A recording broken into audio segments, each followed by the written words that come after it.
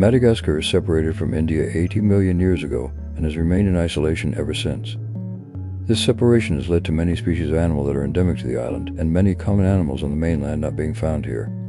Once upon a time, around 3 million years ago, South America was just like this, being a home for weird animals that had evolved differently to everywhere else. Except unlike Madagascar, the separation was continent-wide, allowing these unique animals to reach much larger sizes.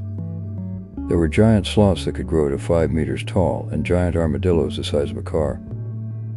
Armadillos, sloths, and anteaters belong to a group of mammals known as Xenarthra, which means strange joints.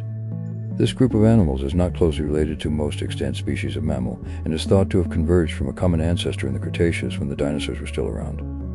They are considered to be one of the most primitive placental and have the lowest mammalian metabolic rate. Xenarthrans evolved in South America, and the slightly favored view on their evolution, supported by some DNA evidence, is the proposition that they should be in the clade called Atlantogenata. This would group them with the African mammals like elephants and aardvarks that are also not closely related to most mammals. It is thought that Atlantogenata was separated from the other placental together when Africa and South America were connected to each other. When these two continents were split about 100 million years ago, Xenarthra went with South America, where the Atlantogenata stayed in Africa.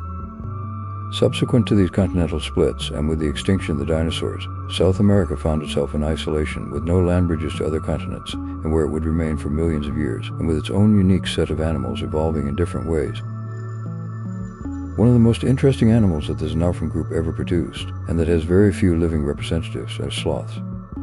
During the Cenozoic, the time after the dinosaurs, sloths were not arboreal like today, but lived on the ground, and they were also much larger. They were averaging about the size of a bear, but one individual, known as Megatherium, was elephant-sized.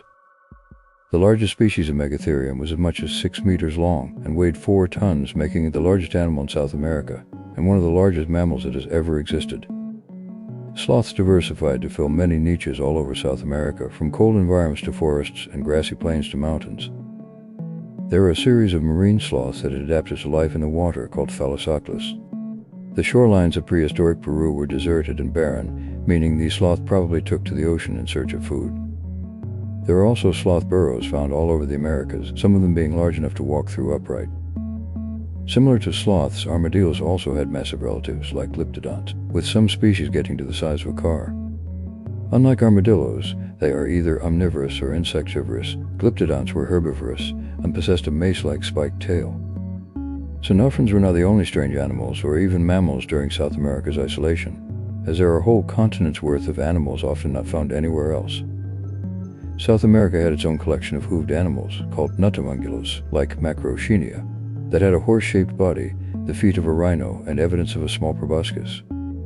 Some of the smaller carnivores were called Sparassodonts, which didn't have placentars and reproduced like marsupials, one of which, called Phalacrosmilus, convergently evolved its own saber teeth. Perhaps this ecosystem's strangest resident were the large flightless terror birds.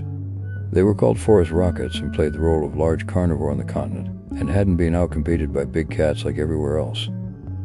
The largest of these birds was called Forest rocas and could grow up to 2.5 meters tall. So South America had a beautifully unique ecosystem filled with very interesting animals.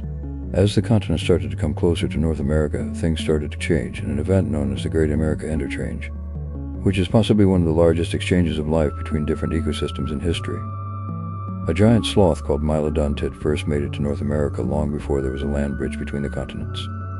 It is thought that it swam from island to island and hopped its way across the Caribbean, which would explain why there are sloth fossils found on these islands. Sloths were quite successful in North America.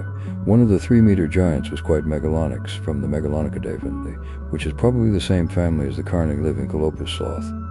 Strangely, the other currently living sloth, Bradypus, is not just not in this family, but not closely related at all. In fact, the two extant genera of sloth may have diverged from a common ancestor as long as 40 million years ago. Their arboreal lifestyles and somewhat similar appearance may have convergently evolved. The moment this exchange of animals really kicked off was about 2.7 million years ago with the formation of the Panamanian Isthmus. This rejoined the continents with a land bridge which set in motion the largest and most conspicuous part of the exchange. With the biospheres crashing together, Nearctic animals from the north flooded into South America, and the Neotropic animals from the south crossed into North America.